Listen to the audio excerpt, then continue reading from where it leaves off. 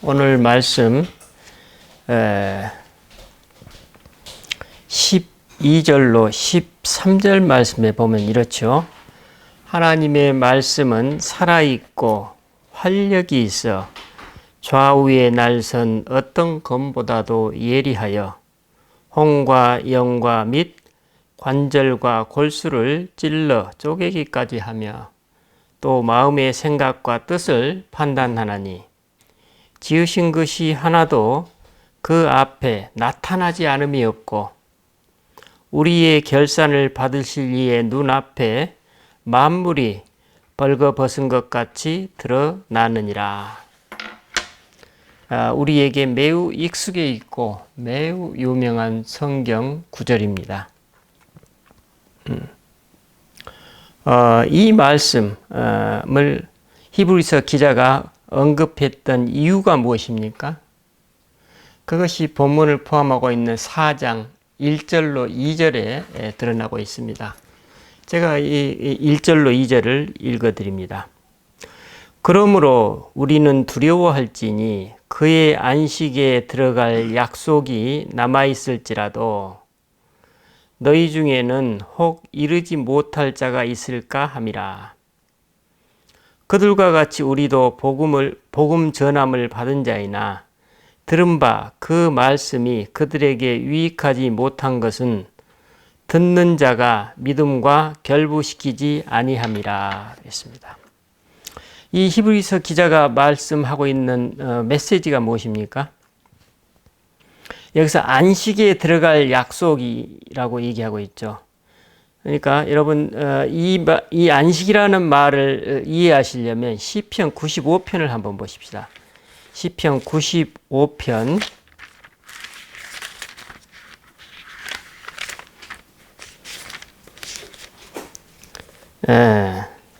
9절로 11절까지 한번 봅시다. 시편 95편 9절로 11절. 이런 내용이 있습니다. 그때에 너희 조상들이 내가 행한 일을 보고서도 나를 시험하고 조사하였도다. 내가 40년 동안 그 세대로 말미암아 근심하여 이르기를 그들은 마음이 미혹된 백성이라 내 길을 알지 못한다 하였도다. 그러므로 내가 노하여 맹세하기를 그들은 내 안식에 들어오지 못하리라 하였도다. 여기서 나오고 있죠. 여기 오늘 본문에서 말하고 있는 안식 11절에 그러므로 우리가 저 안식에 들어가기를 힘쓸지니 이는 누구든지 저 순종하지 아니하는 본에 빠지지 않게 하려 함이라. 이렇게 얘기하고 있습니다. 여러분 시편 95편에 나오고 있는 그렇죠. 이스라엘 조상들이 광야에서 40년 동안을 유랑할 때 그때의 사건을 떠오르게 하고 있습니다. 그리고 그때 이스라엘 백성들이 어떻게 했나요? 마음이 미혹된 백성이라고 이렇게 얘기하고 있습니다. 마음이 미혹된 백성이다. 그래서 내 길을 알지 못한다 하였다. 하나님께서 이스라엘 백성에게 약속을 하고 그들을 홍해를 건너서 이제 가나안 땅으로 인도하려고 하는데 그 40여 년 동안의 광야길이 있었죠. 근데 40여 년 동안의 그 광야길이 왜 그렇게 길어졌느냐? 불과 40일이면 갈 수 있는 그 거리를 40년이 걸렸던 것이죠. 왜 이런 일이 있었을까요? 그건 우리 여기서 얘기하다시피 내 길을 알지 못한다 하였도다. 하나님께서 인도하시는 그 여정을 그들이 모른다고 했다는 거예요. 다른 말로 보면 하나님을 믿지 않는다 이런 얘기입니다. 하나님이 홍해를 건너서 우리를 건너오게 하셨을지는 모르나 이후에 지금 우리 이 광야길에서는 도저히 하나님의 역사하심과 인도하심을 내가 모르겠다 이런 얘기입니다. 왜 그렇습니까? 여러분 광야길의 현실이라는 게 무엇입니까? 타오르는 것 같은 뙤약볕. 그 뙤약볕을 한두 명도 아니고 수십만 명이 그 사막길을 걸어야 했습니다. 물도 귀하고 먹을 것도 귀하고 주변에는 사방에 알 수 없는 적들이 그들을 호시탐탐 노리고 있습니다. 그런데 그 수십만 명이 되는 사람들이 마음을 합하여서 한 길로 제대로 가기가 40일 가기가 그렇게 쉽지 않다는 것입니다. 지름길로 갔으면 40일일 텐데 그들의 인생 여정, 삶의 여정은 어떻습니까? 그 지름길을 택하지 못했던 것입니다.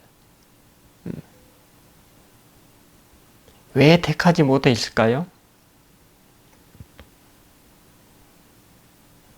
그들은 현실에서 부딪히는 현실적인 난관과 어려움과 유혹들을 어떻습니까? 돌파해내지 못했던 것입니다. 물이 없을 때 어떻습니까? 하나님께 물이 없다고 원망하고 이집트에서 해방되어 나온 것을 후회하곤 했습니다. 또 먹을 것이 없을 때 어떻습니까? 그들은 하나님께서 먹을 것이 없다고 안 주신다고 원망 불평하면서 어떻게 했습니까? 과거 이집트의 노예 생활을 그리워했습니다. 우리가 따뜻한 고기 국물과 부추를 먹었을 때를 그들은 회상한다고 이야기했습니다. 그러니까 그들에게는 어떻습니까? 여기서 말하는 안식이 어디입니까? 가나안 땅을 얘기하는 것입니다. 하나님의 땅, 가나안 땅을 안식처라고 얘기하고 있습니다. 그런데 그 안식에 이르지 못했다 그랬습니다. 현실적인 어려움과 여러 사건들이 그들에게 있어서 내적으로 외적으로 하나님을 믿지 못하게 했던 것입니다. 그래서 결국에 어떻게 됐습니까? 가나안 땅에 들어간 사람이 어떻습니까? 거의 대부분 다 죽었습니다. 이집트에서 나온 사람들 대부분이 다 죽었습니다. 극히 한두 명, 여호수아와 그 한두 명이 남았고 나머지는 모두 광야에서 죽었습니다. 모세도 가나안 땅을 밟지 못하고 떠났습니다. 그것을 지금 얘기하고 있습니다. 11절이 내가 노하여 맹세하기를 그들은 내 안식에 들어오지 못하리라 하였도다. 오늘 본문에서 보십시다. 11절에서 그러므로 우리가 저 안식에 들어가기를 힘쓸지니 이는 누구든지 저 순종하지 아니하는 자, 그는 뭡니까? 불신앙의 본을 보였던 그 이스라엘 선조들의 본에 빠지지 않게 하려 함이라. 그럼 빠지지 않게 하려면 어떻게 해야 되겠느냐? 이것이 우리에게 과제로 다가오는 것이죠. 빠지지 않게 하기 위해서는 이스라엘 사람도 처음부터 믿음이 없었나요? 하나님 체험이 없었나요? 모두 다 우리보다 훨씬 더 생생하고 손에 잡힐 듯한 하나님을 체험한 사람들입니다. 그런 사람들도 그렇게 광야길을 경험하면서 그렇게 불신앙의 늪으로 빠져버린 것입니다. 왜 그렇게 빠질 수밖에 없었을까요? 그들은 매일 매 순간 일거수일투족에서 일어나는 그들이 마주하는 그 현실을 하나님 앞에서 정면으로 마주하지 아니하고 현실과 타협했던 것입니다. 점차로. 그래서 이제는 하나님의 이끄심마저 하나님의 존재마저도 부정하게 되는, 점점 이것이 하루아침에 온 게 아니죠. 그래서 그 길이 40년 동안 갔다는 건 뭡니까? 40여 년 동안 그처럼 그들이 그 불신앙의 언행들이었대요. 누적되어 왔다는 건 뭡니까? 몸과 마음에 무의식화되었다는 것입니다. 그 말은 뭐냐? 내가 의식하지도 못한 사이에 그 불신앙이 몸과 마음을 통해서 드러난다는 거예요. 근데 누가 몰라요? 그들만 모르는 것입니다. 여러분, 오늘 우리에게도 이게 남의 일일까요? 우리 몸과 마음의 무의식 중에 들어있는 그 불신앙의 모습들이 오늘 우리가 하루아침에 오고 있나요? 아니면 수년간, 수십 년간 쌓여서 지금 오늘에 이르기까지 형성되었을까요? 바로 이 부분을 오늘 히브리서 성경 기자가 지적하고 있습니다. 그러면 어떻게 해야 되겠습니까? 그러면 어떻게 해야 되겠습니까? 우리들의 영적 둔감성과 그다음에 이 세상의 세속적인 이 파고, 압도적으로 몰아치는 물질주의와 성공주의와 권력을 지향하는 그러한 세상, 폭력과 어떤 수단도 마다하지 아니하고 그들의 세속적인 욕구를 쟁취하려는 그런 세속적인 파고는 우리들이 대항하기에는 너무나도 압도적이라는 것이죠. 그것은 우리도 모르게 그 문화에 동화되어 가는 겁니다. 우리도 모르게 그들이 추구하는 것을 따르게 되는 것입니다. 우리도 모르게 그들의 모습을 선망의 대상으로 보고 있다는 것입니다. 그것이 오늘 이 성경 기자가 얘기하고 있는 것입니다. 영적으로 그들은 매일매일의 삶 속에서 그러한 성향으로 우리를 몰아붙이는 세속적인 파고에 그걸 하나님 안에서 걸러내지 못하고 있습니다. 그래서 그 둔감성이 우리들의 몸과 마음에 배어서 이미 무의식화돼 버린 겁니다. 그걸 얘기하고 있습니다. 그런 사람들은 하나님께서 구원한 백성이라 할지라도 중간에 도태되어서 그 광야길을 이겨내지 못하고, 여기서 보니까 뭐라고 그랬습니까? 불신앙의 본에 빠져버리게 된다는 것입니다. 그 이스라엘 40년 광야 생활을 했던 그 사람은 거의 다가 광야에서 죽었듯이 그런 위험성에 노출되어 있다는 것입니다. 그래서 그러면 어떻게 그 무의식화된 둔감성, 영적 둔감성을 우리가 다루어야 될까요? 그것이 바로 오늘 뭡니까? 12절 말씀입니다. 그렇죠? 하나님의 말씀은 살아있고 활력이 있어 좌우의 날선 어떤 검보다도 예리하여 혼과 영과 및 관절과 골수를 찔러 쪼개기까지 하며 또 마음의 생각과 뜻을 판단하나니, 이게 드러나게 한다, 그런 말이죠. 자, 하나님의 말씀이 뭘로 지금 비유되고 있습니까? 칼, 즉 검이라고 얘기했습니다. 여러분, 날선 칼이, 굉장히 예리한 날선 칼은 그것이 살을 쓱 스칠 때 어떻게 돼요? 그때 당시에 아픔을 느낍니까? 슥 스치는 순간 어때요? 그 고통을 못 느끼죠. 그건 어때요? 깊이 침투해 버렸죠. 그 한참 있다가 우리는 그 이후에 고통을 느끼면서 피가 분출하는 걸 우리가 알 수 있죠. 하나님 말씀이 그렇다는 거예요. 하나님의 말씀에 우리 마음 문을 열고 개방할 때 그때 어떻게 된다고요? 나도 모르게 하나님의 말씀이 우리들의 병든 신부, 내 안에 오장육부, 내 마음속에 어두운 부분들을 어때요? 갈라서 그걸 깨끗하게 처리해서 잘라낸다는 거예요. 그 폐부를 드러낸다는 거예요.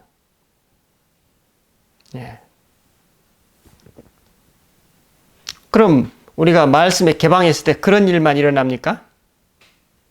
내 자신을 있는 그대로 정직하게 하나님께 드러내려면 내면 어떻게 돼요? 내가 하나님께 감추고 싶었던 것, 하나님을 외면하고 싶었던 부분, 나의 어두웠던 부분들이 동시에 일어나게 됩니다. 이때 여러분이 어떻게 하고 있습니까? 그런 얘기입니다. 어떻게 하고 있습니까? 이때 우리 질문이 있죠. 오늘 설교 제목이죠. 뭐죠? 그러면 누가 하나님 앞에 설 수 있겠는가? 이 세상 누가 하나님 앞에 설 수 있겠는가? 엄청난 말씀이죠. 우리의 무의식을 완전히 꿰뚫고 들어왔을 때 그 하나님의 말씀의 권능이 우리를 치료하고 회복하고 정화시켜 주지만 그렇지 않은 사람들도 있다는 거예요. 하나님 말씀과 거리를 두고, 예? 혹은 뭐예요? 말씀을 직면하려고 하면 뭐예요? 무시해버리고 덮어버리고. 그럴 때만 말씀의 능력이 내 안에서 나를 치료할 수 있습니까? 하나님의 자비가 내 안에 머물 수 있습니까? 하나님의 은혜가 내 안에서 역사할 수 있습니까? 역설이죠.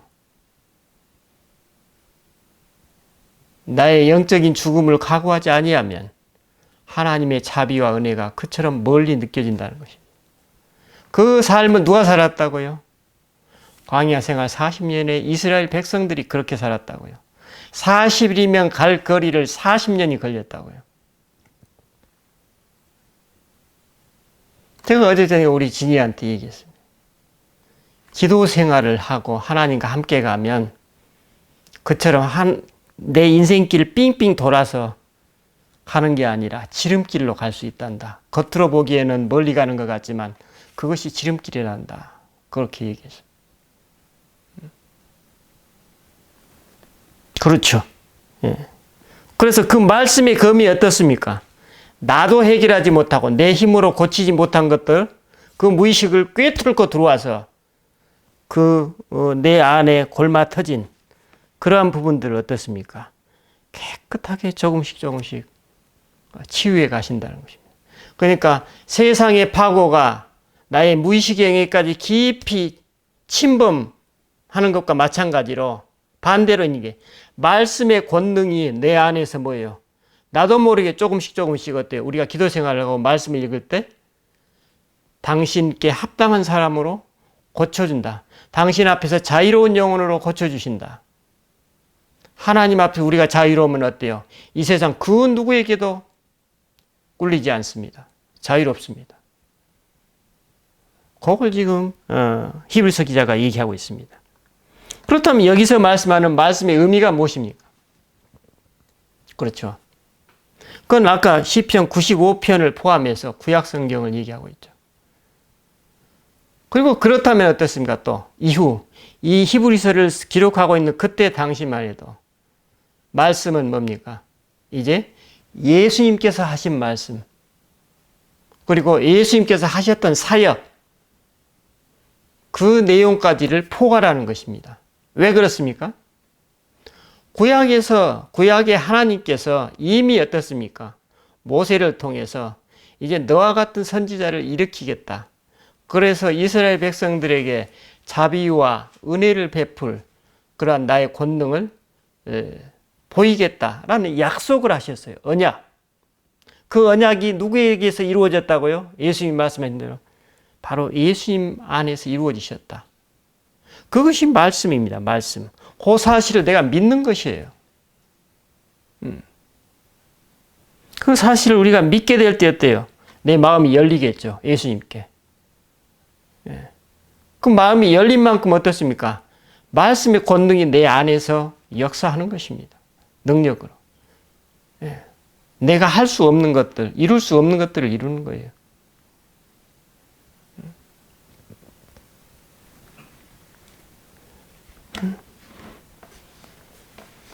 그래서 우리가 마음속에 하나님께 마음을 열 때는 어떻습니까?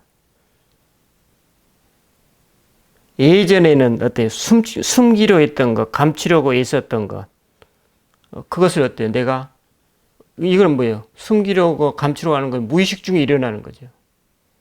그것을 내가 인식하게 됩니다. 그 말씀에 의해서.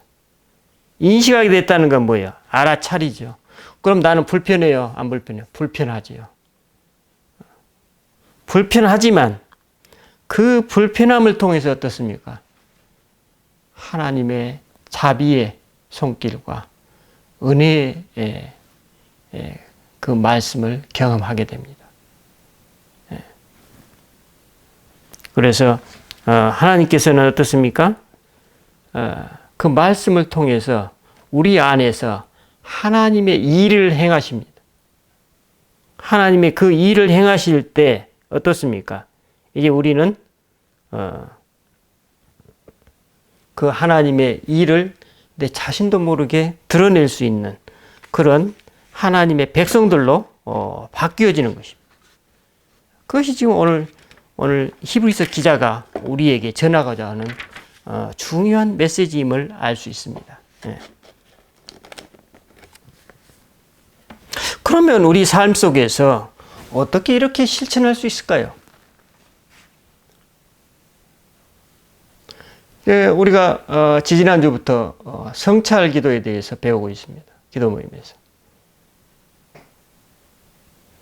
하루의 삶을 쭉 시간과 장소별로 저녁에 잠들기 전에 쫙 한번 다시 돌아보는 것입니다. 재경험해 보는 것입니다.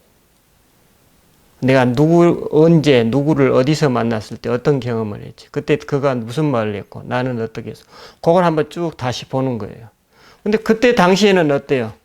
내가 모르고 이런 말을 했고 그냥 무의식 중에, 예? 그리고 그 사람이 그런 얘기를 했다. 근데 다시 쭉 돌아보는 거예요. 돌아보니까 그런 말을 했던 당시에 내 마음속에 움직임, 보이지 않은 움직임들이 보이기 시작하는 거예요. 무의식 중에 일어나는 일들이. 그걸 보는 것. 보고 그것을 예수님과 나누는 것. 그것이 성찰 기도입니다. 내가 평소에 보지 못했던 영역. 성찰 기도의 핵심은 제가 지난 시간에 뭐라고 그랬습니까? 기도 시간에. 무의식을 보는 거라고 그랬습니다. 무의식은 우리가 다른 사람들로도 더 지적받을 때 누구나 거부하게 되어 있습니다. 인정하지 않는 것이죠. 그러나 내 눈으로 보게 되었을 때에는 인정할 수밖에 없습니다. 그런데 이상하게 내 눈으로 봤을 때에는 그 무의식적인 어떤 오류들이, 잘못들이, 어색한 부분들이 이제 풀려지게 됩니다. 내 눈으로 보았을 때는. 그것이 이 기도 생활의 묘미입니다. 예. 여러분, 오늘 나의 무의식적인 언행이 어떻습니까? 내 안에서 일어나는 은밀한 생각들은 어떻습니까? 그건 뭐야? 날마다 매일 저녁 혹은 매주 내 자신을 열어서 예수님을 내 의식 속으로 끌어들이는 거예요. 예수님의 말씀 속에 푹 잠겨버리는 거예요. 말씀으로 기도하는 게 그런 겁니다. 그럼 그분께서 그분의 일을 하시는 거예요. 하나님께서. 그럼 어떻습니까? 예수님의 메시지가 이제 나도 모르게 나의 무의식과, 심지어는 무의식과 의식에 우리가 흠뻑 예수님 말씀에 젖어버리는 것이죠. 그러면서 놀라운 열매들이 우리들로부터 일어나게 됩니다. 그럼 우리가 기도 생활 하기 전 우리 자신을 보세요. 그리고 지금의 모습을 보세요. 얼마나 바뀌었는지. 그게 바로 이 말씀의 열매입니다.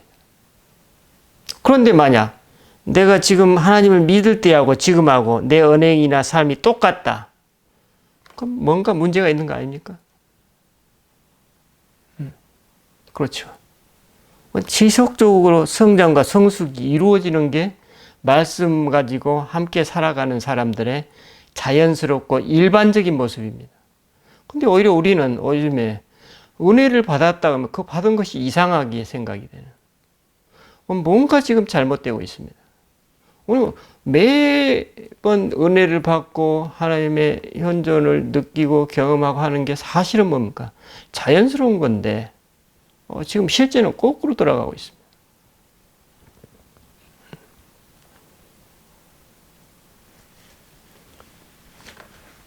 여러분 이때 뭡니까? 그래서 나 혼자 그 기도 생활하기가 쉽지 않기 때문에 우리는 기도 모임을 갖습니다. 나와 함께 동반할 사람이 필요한 것이죠.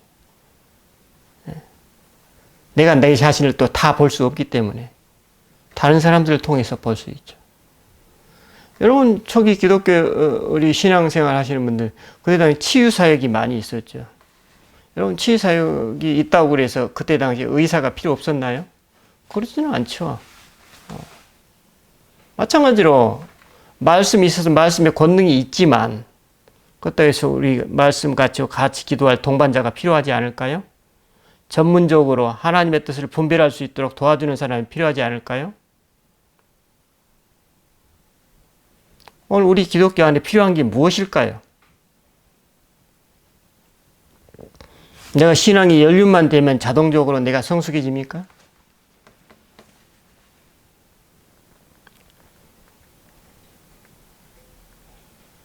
여러분,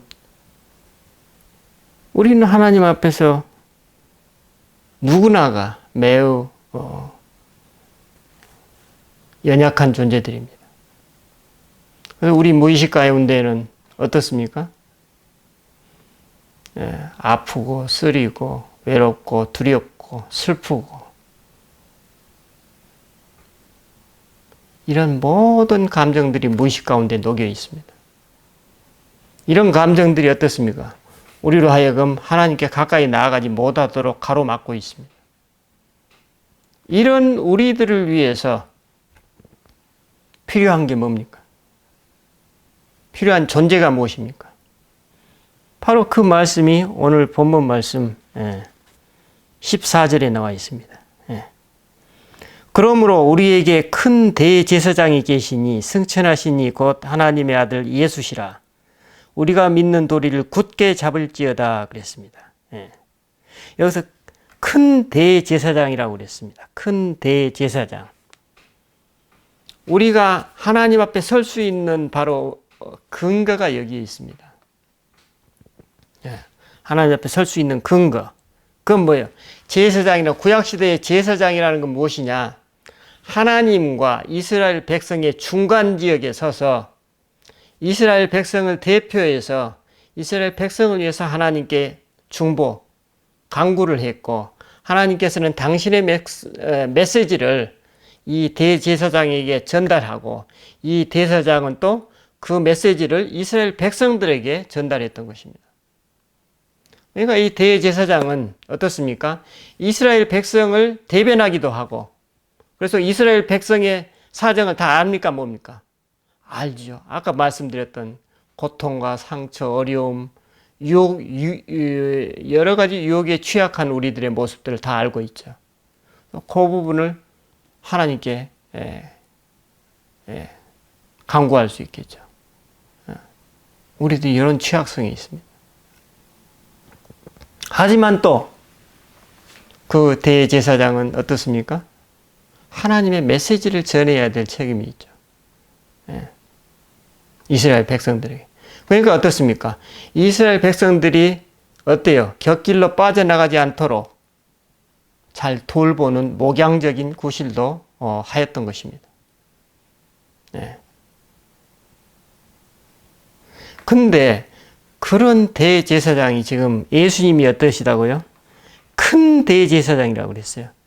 그러니까 유일무이한 가장 위대한 대제사장이 지금 예수님이시다. 왜 그러한가? 그건 뭐예요? 예수님이야말로 완벽한 대제사장이시고, 그 제사장의 역할을 가장 온전히 수행하셨다. 이런 얘기입니다. 가장 온전이라는 건 무엇입니까? 여러 번 반복해서 하나님께 제사를 드려야 되고 하는 그런 것들부터 완전히 해방시켰다. 단 한 번에 십자가의 죽음으로 자기 자신을 내던지면서 당신의 하나님의 백성들을 위해서 자기가 희생하였다. 그런 얘기죠. 그러니까 대제사장이지만 어때요? 한 마리 어린 양으로서의 또 희생적인 모습도 같이 포괄하는. 이건 뭐 인류 역사상 인간에게서 일어날 수 없는 일이었어요. 하나님께서만 하실 수 있는 일이었어요. 우리가 하나님 앞에 우리의 이런 취약성에도 불구하고 나아갈 수 있는 근거가 무엇입니까? 바로 인간으로 오신 예수께서 그리스도가 우리들의 그 취약성을 모두 어때요? 공감하시고 함께 느끼셨고 그래서 우리들을 편에서 하나님께 간구할 수 있으신 분이다. 이것이 바로 예수님의 역할이었다. 히브리서 기자가 지금 이렇게 얘기하고 있습니다.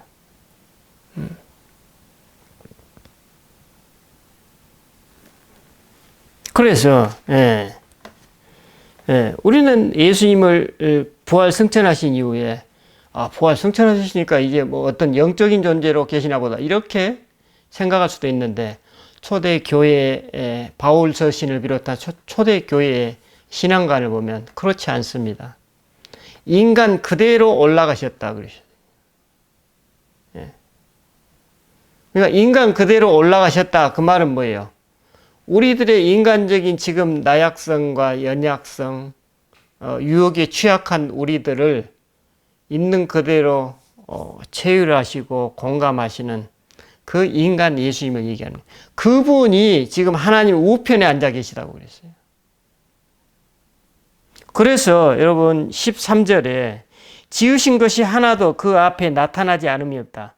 하나님이 창조하신 모든 것은 그분 앞에 나타나게 되는데 우리의 결산을 받으실 이의 눈, 그러니까 하나님께서는 마지막에 모든 것을 결산하실 거 아니에요. 네가 어떻게 살아왔구나, 무슨 일을 하였구나, 어떤 고통을 당하였구나. 그 결산을 하실 분 앞에 만물이 발가벗는다고 그랬습니다. 우리가 어떻게 그 앞에 발가벗고 서 있겠어요? 그러나 대제사장으로 오신 그리스도께서 지금 당신께 마음을 연 당신의 백성들에게는 담대하게 그분 앞에 서라고 얘기합니다. 그것이 오늘 본문에 어떻습니까? 15절, 16절에 봅시다. 우리에게 있는 대제사장은 우리의 연약함을 동정하지 못하실 리가 아니요 모든 일에 우리와 똑같이 시험을 받으시니로되 죄는 없으신다.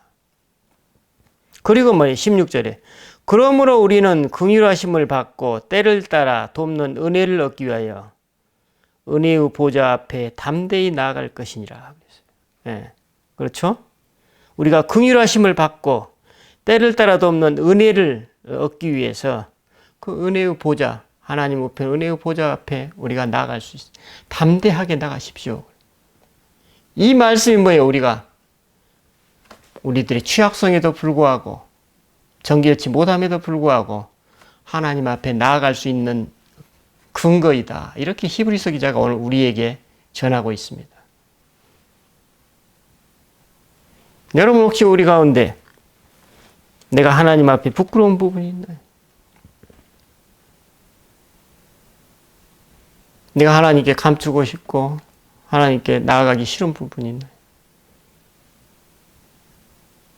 그 부분을 뭐예요? 마음을 열고 하나님 앞에 나가십시오. 앉아 계십시오. 그러면 하나님의 말씀이 살아있어서 그 말씀이 여러분 안에서 역사하실 것입니다.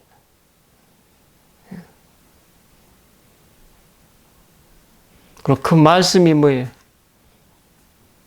우리를 지배하게 될 때 우리 존재와 삶 자체가 우리 이웃들에게 복음이 된다고 말씀하십니다. 그것이 바로 뭐예요? 복음입니다. 여러분 복음을 너무 어렵게 생각합니다. 복음을 너무 외적인 것으로만 생각합니다. 복음은 매우 매우 상식적이고 일상적이고 기본적이고 실질적이고 실체가 있는 것들입니다. 너무나도 광범위해서 그 실체가 몸에 잘 인식되지 않습니까? 그러나 그것을 살아가는 사람에게는 모든 것이 내가 마주하고 있는 현실 속에서 그리스도의 섭리와 역사와 간섭들과 이끄심으로 바로바로 드러나게 되어 있습니다. 그런 삶을 살아가는 사람들이 신앙인이라고 우리가 말할 수 있습니다. 여러분 그것이 우리 신앙인의 복이라고 지금 얘기하고 있습니다. 여러분 우리가 성찰 기도와 또 말씀 기도를 통해서 우리들의 무의식 속에 감추어진 상처, 고통, 결핍, 분노, 외로움, 소외감, 슬픔 이 모든 것들이 내 안에 무의식을 지배해서 활동하게 될 때 어떻게 됩니까? 우리는 그 무의식의 노예가 됩니다. 그것이 이스라엘 광야 생활에서 보여준 것들입니다. 하지만 이 모든 것을 벌거벗은 것 같이 드러내신 분, 저 빛이신 그리스도 앞에 우리가 섰을 때는 어떻게 돼요? 우리가 섰을 때 우리는 뭐예요? 그 무의식의 영역들이 싸매어지고 충족되고 회복되고 해소되어서 우리가 그리스도를 그분의 빛을 더욱더 사모하게 된다. 우리는 세상 사람들은 그리스도 앞에 나아가는 게 부끄럽고 어둡고 두렵고 공포스러울지 모르지만 우리는 오히려 그것이 우리에게는 갈망이 되고 기쁨이 되고 감사가 된다. 그리고 자유롭게 된다. 이것이 복음의 역설입니다. 여러분, 오늘 나는 그 복음의 역설을 경험하고 있습니까?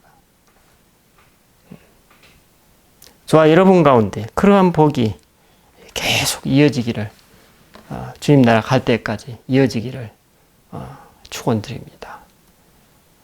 기도하십시다.